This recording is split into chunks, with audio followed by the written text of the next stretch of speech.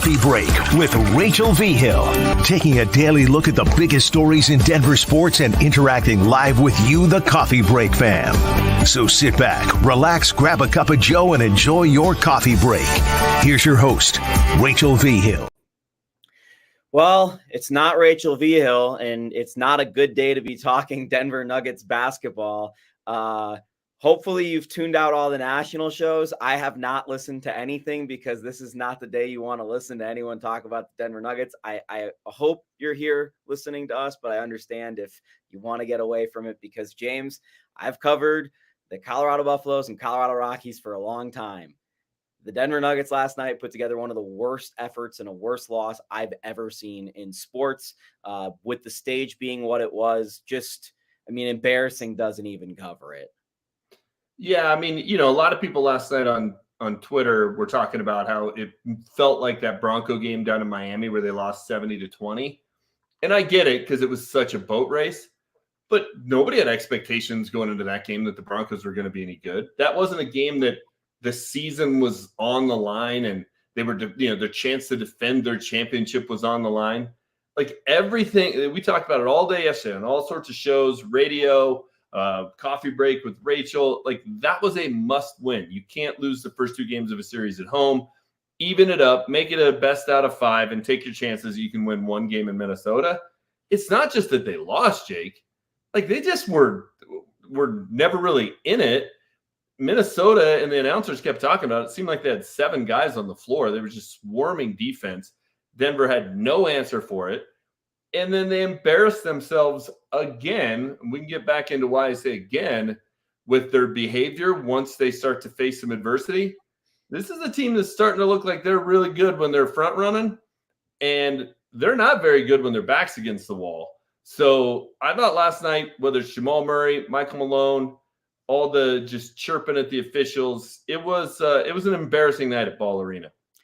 It's fair to say that the Denver Nuggets played and acted like a bunch of losers last night. Yeah, that's exactly what they did. And look, I thought Michael Malone, and I normally like when a coach defends his guys and goes after the ref, but it was a 22-17 game. There was the should have been a charge call on Cat that wasn't made. It was like a 3-point game before that play. Like things were going fine. Aaron Gordon was hot. He was kind of keeping the Nuggets in it. They weren't off to the kind of bad start they had in game 1. Everything was fine. He charges out onto the court. Like how he didn't get tossed, how he didn't get a technical foul is beyond me. And after that, it was a 17-3 run by Minnesota, and it was ball game. And the Nuggets, all they did from that moment on was gripe at the officials. And it's Jamal Murray griping to his dad in the stands, which Reggie Miller thought he was talking to the announcers, then realized, no, he's talking to his dad. Throwing a towel, throwing a heat pack, going 3 for 18 from the field. He's just been dominated in this series. And listen, everybody wants to talk about how Jamal Murray should be an all-star. Jamal Murray should be an all-star, blah, blah, blah. Anthony Edwards is an all-star. Jamal Murray is showing he's just a pretty good player that hits some clutch shots. He ain't an all-star. He's just not. And this is now 7 consecutive games in the postseason where he hasn't been very good. And save for the 2 big shots, and I'll give him credit for it, but they were bad possessions, right? You got a chance to win the game, and the MVP never touches the basketball on either possession. He makes the shot, so you give him credit. But this is a team that looks like they're just all down there trying to play hero ball. What made the Nuggets special, what made them great, was their selfless play, their old school basketball, get everybody involved. It's a bunch of isolation and hero ball at this point, and they're not very good at that. They just aren't. So I got a bunch of things off that. One, I really liked both of the Jamal Murray game winners. I thought those were good reads and good shots, particularly because of the situation. That's decent looks. I'm not upset about that. Secondly, Jamal Murray not being an all-star is evident and obvious, and I'm always talking about it. He is not a top 6 guard in the West. He is not a top 6 guard in general. He does not provide consistent play, and one of the reasons why he's not a top 6 guard in the West, it comes back to his consistency in staying on the court.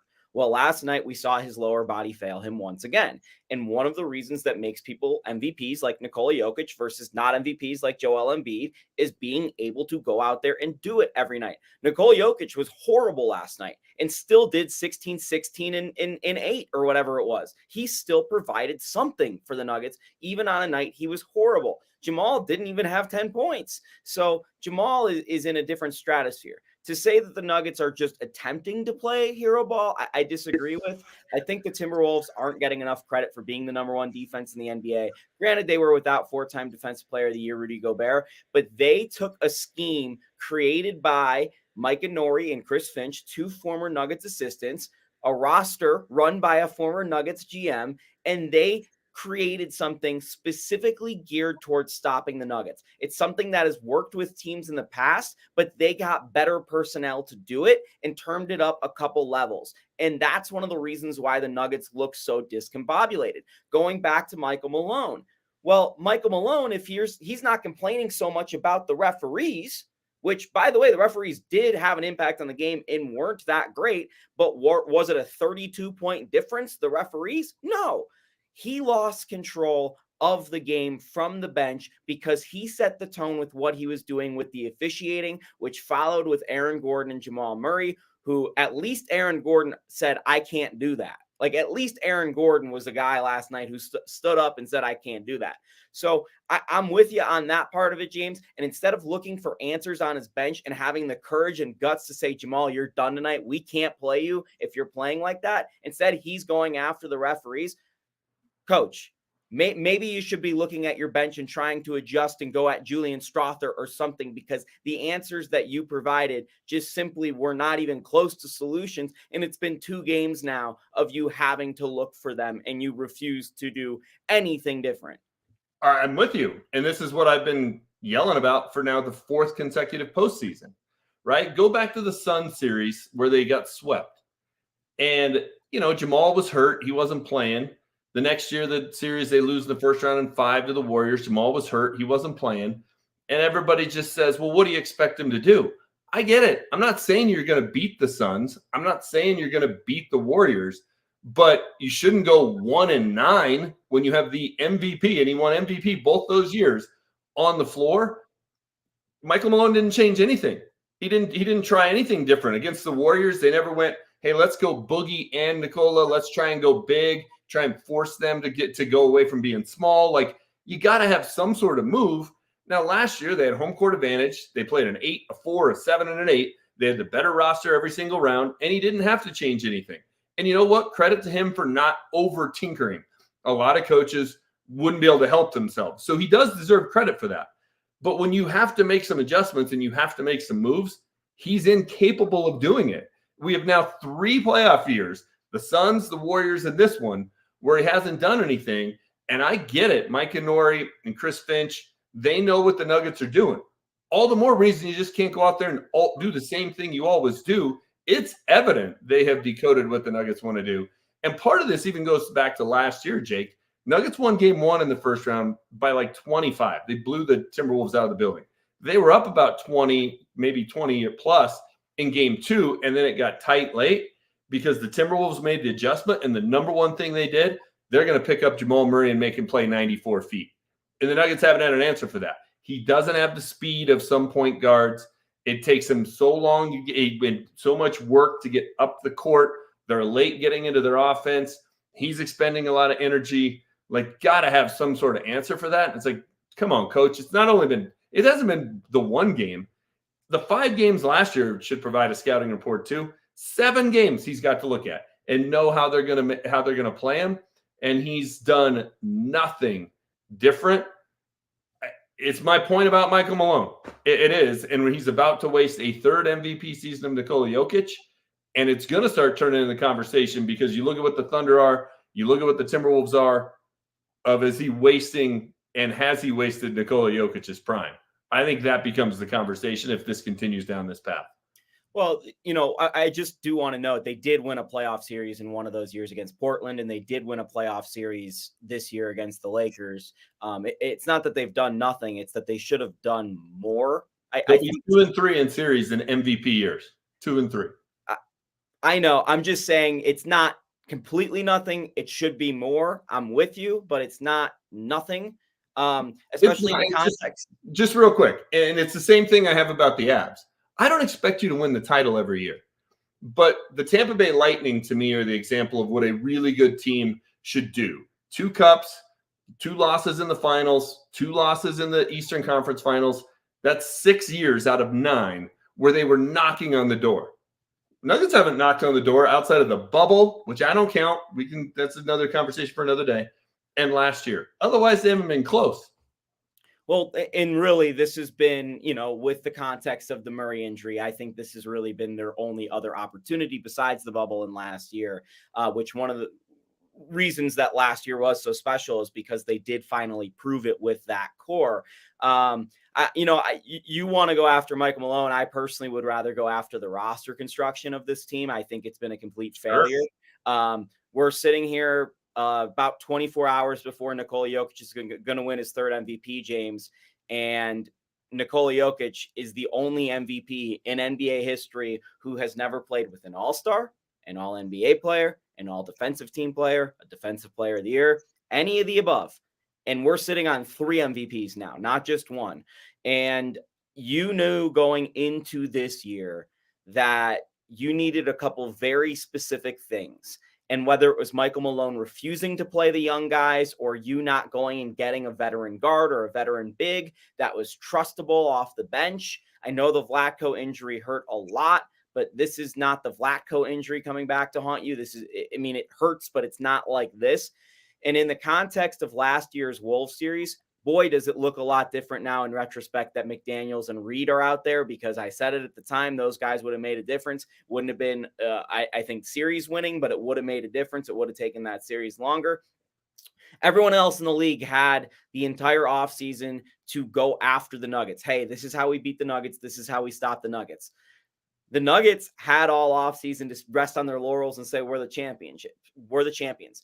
But they really should have been going after a guy who could have helped them stop Anthony Edwards in retrospect. They had KCP who can, guard Steph Curry, guard Damian Lillard. They have Aaron Gordon who can guard LeBron and guard Kevin Durant, but they didn't have that guy for those tweener players. And that's what's killing them in this series.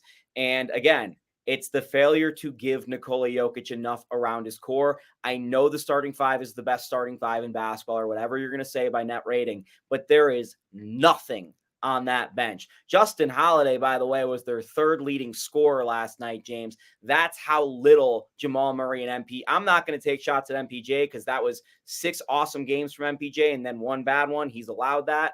But man, MPJ and Jamal Murray got outplayed by Justin Holiday last night. Yeah, no doubt. And look, you're right. The roster construction has been bad. They made bad decisions in the offseason. It's, you bring back Reggie, you bring back DeAndre, you give Zeke Naji a 3-year deal. Like, the guy can't see the floor. It's just, Michael Malone doesn't really have a ton of options, because one thing you could do with Anthony Edwards, and this isn't a permanent fix, but Aaron Gordon, you mentioned it. They put him on virtually anybody that's the other team's best scorer. That's hard to do when the other team, and I know they didn't last night, but when the other team has Cat and Rudy and you don't have any other bigs, like the Nuggets don't have an option to go big to try to match what Minnesota does and allow Aaron Gordon to play on the best scorer on the floor, because they just have no one on the bench. I never thought I'd miss Jeff Green. Oh my gosh, do they miss Jeff Green? And Bruce Brown gets a lot of attention, and yes, they don't have that guy. Because Bruce Brown last year in the playoffs, if one starter was off, and most nights one is going to be off, he would come in and pick up the slack. They don't have that guy now. And last night, everybody but Aaron Gordon, and Aaron Gordon was really good in the first half of the first quarter. Everybody else was just terrible last night. KCP's been a total no-show. Jamal Murray, again, has been a total no-show. Anthony Edwards is eating him alive. Cat is eating him alive. Naz Reid is eating him alive. I just don't know that this team has any answers, Jake, for 2 reasons. The roster construction, there's only so many things you can do with that, right? If you're the chef on Chopped and you open up the basket and it's Spam and, sardines and saltine crackers, good luck. So that's part of it. But the other issue is Michael Malone has never shown the ability to make the adjustments. He hasn't. So I'm not expecting some totally different look on Friday night in game 3. I'm just not. I do, again, want to point out that all three of Jamal, KCP, and Reggie are suffering leg injuries right now. And it seems pretty important that all three of your guys who can handle a ball up the court against the press are facing pretty serious leg injuries, it seems. But again, like you're saying, James, it's both Malone's not trusting all year, putting out Jalen Pickett, Colin Gillespie, and Julian Strother, and them only having those guys in place when you know Jamal's a guy who frequently has leg injuries. I want to shift this a little bit. We're going to have plenty of time to talk about the Nuggets window this offseason. There are some thoughts going through my head right now, just quite honestly, about what the Nuggets should do. A lot of panicky thoughts. And I maybe want to rest on those because it might not be best to get them out as someone who covers the team right away. But I will ask you, where are we going in this series? Is there going to be a game 5? Are the Nuggets going to find anything? Because the team I've known for 5-6 years, this core, they have fought. They've never been losers except last night. They almost always make things tough on teams. They always steal at least a game pretty much. Like it's rare that we see what we saw last night. So I'm hard pressed to believe that the Nuggets are going to go down without. But based off what I heard in the locker room last night, man, I don't know if there is a fight. I don't think there is. They didn't look like they had much fight last night. Minnesota was just more physical, and the Nuggets couldn't match it, right? Like, you know, when a team's going to play you that way defensively, you got to set good hard picks on the ball, off the ball. They just don't do it. They shrink from the contact. And I just remember the 2 playoff losses a little differently than you. Last night felt like game 4 against the Suns when Jokic lost his cool and threw the punch 90 feet from the hoop and got ejected. It was just we got no answer. We're frustrated and get us the heck out of here. Totally. That's what last night felt like to me. I think the Nuggets season ends on Mother's Day. I'll be surprised if it doesn't. And, you know, against the Warriors, they did win one of the 2 home games, went back and had the gentleman sweep. But that series, they let Jordan Poole get into their head. Like, to me, it was some of the same kind of thing. Like, they're good when they're winning, and if things are going their way and they're ahead. I'm not sure this team deals with adversity very well, Jake. I really am not. I think there's a lack of mental toughness that was on display last night. They unraveled. I just disagree with that when you have a team that has a core that has come back from down 3-1 twice. I know you don't count the bubble. They didn't have to go on the road. They still had to win 4 games in a row twice like that, or 3 games in a row twice in a playoff series against some really great players. 2 players who are in this series that are killing you, and some Hall of Famers on the Clippers. And then this is a team that also went into Utah with 7 guys. This is a team who's done some really hard things over the last 5 years in their wins, James. I don't buy the notion that they've never been able to fight adversity. In fact, that's one of the things I've admired about Michael Malone, is that he's instilled a toughness mentality in this team. But clearly they don't have it right now, whether or not they've had it in the past. I do think, again, the leg injuries are one thing. This is also the only time we've seen the Nuggets out physicaled in a series. Like, they're quite literally smaller in this series. And I wrote this on my preview in denversports.com a couple days ago going into the series. This is the only team in the NBA that the Nuggets would be smaller against. And that's really playing out. The Nuggets are getting out rebounded. They're getting killed in the paint. Like that's one of the things that concerns me too, moving like long picture forward, is our team's just going to go big against the Nuggets because they've proven they can't shoot and they're not fast enough to be more dynamic against teams that go bigger than them. So there are just many questions to address moving forward. I'm with you. I think the season is over, whether or not they win one or don't. The gentleman's sweep or not, it's the Warriors series. It's over. You let Mike Conley kill you. You let Naz Reid kill you. It's rough. Yeah, and look, they also lost the game 7 to Portland on their home court. They lost with the number 1 seed on the line at San Antonio with 2 games to go in the regular season this year. There are some signs that worry me. And look, we can debate all day long whether or not the bubble counts or doesn't count. You're right. They did have to win 3 straight games. That's never easy to do. Outside of the bubble, though, have they ever come back from a deficit in a series with Michael Malone as a head coach? I believe they were down 2-1 in that Portland series that they won. Off the top of my head, I'd have to look into it. That's a great question, though. And I think they might have been down 2-1 against San Antonio in the series that they won as well. Okay. Remember with Jamal's bad game 3 and yeah, but that's a great question. Both of those went 7, and they shouldn't have gone 7. So you still have a point. Yeah. So, and listen, if they did, and you may be right. I know the San Antonio series went 7, and then they lost in 7 to Portland in the next round. I think they beat Portland in 6 before getting swept by the Suns. That was the year when it was like a month after Jamal got hurt. So it's just, I think we're going to figure out what this team is made of. Not that they have to come back and win the series, but do they show some pride? Do they show some championship heart? Do they force this thing to go 6, maybe 7, make, Minnesota sweat a little bit? Or do they just go up there and fold in what is going to be a hostile environment? I mean, the crowd in Minnesota is going to be amped up. They were last year, and it was a game 4 where they were trying to avoid getting swept, and that crowd was into it. So it's going to be tough. I hope I'm wrong. I hope they prove to me that they can make changes, make adjustments, and that they have some mental fortitude. They may be doing it without Jamal Murray in game 3 because he's probably going to get suspended for his antics yesterday. I just have big doubts after what I saw last night, Jake. I do. Yeah, just doing some reporting on that to follow up. The referees said Jamal would not have been kicked out of that game, even if they had seen it. But that was under the assumption that he was just throwing the towel and heating pack out of frustration and not trying to hit anybody. Although it's pretty clear upon reviewing the film, especially of the towel throw, that he threw that at Mark Davis, the official. So if he is suspended, it's because the NBA will have deemed that the towel throw was deliberate and at somebody rather than just out of frustration. So just putting a bow on that, which that's a good out for the league of not suspending him because it's hard to prove intent. Correct. So if they want to keep him out there, they're going to be able to keep him out there. The Nuggets might actually be better without Jamal at this point. I think that he's been just about as bad as you could be in this series. Yeah, and like you said, James, the fight is going to be interesting in this series because if they show it moving forward, I think your offseason's a lot less tumultuous than what it's looking like it will be right now.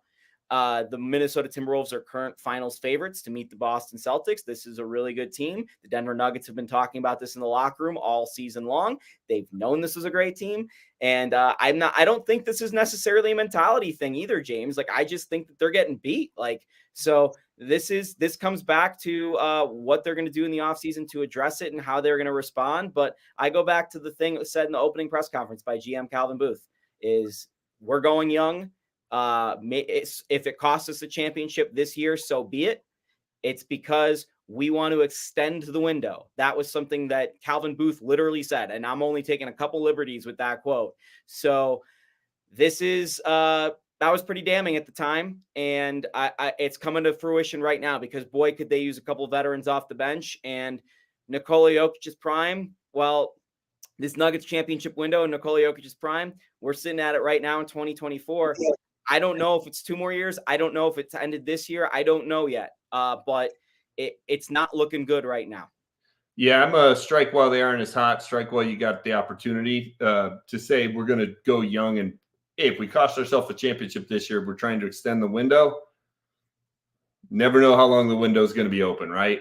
Somebody gets injured like Jamal did up in Golden State in an April game on a Wednesday night or whatever. And all of a sudden the window goes slamming shut. So if you've got a chance, you gotta seize the moment. So shame on Calvin Booth in the front office for taking that approach. Everything's on the table. Everything is fair to say about the Denver Nuggets right now. Bad or good, it is. And we're going to have plenty of more to say all day on denversports.com and 104.3 The Fan. So check it out if you can bear it, if you're a Nuggets fan. If you're a Wolves fan in here, I'm sure you're loving this. And Mel, we are live. I see your comments, and I know the Avs play tonight. I do know the Avs play tonight. James, how you feeling about that? The Avs will be fine. Yes. Okay, yeah. So we're going to have one parade this year. Don't worry. All right, good. I love a parade. Need a parade. I'll be happy to see everybody at it. It'll make me happy. As for now, James Merilatt, Jake Shapiro. This has been Denver Sports' Coffee Break, and we will see you tomorrow, same time, same place.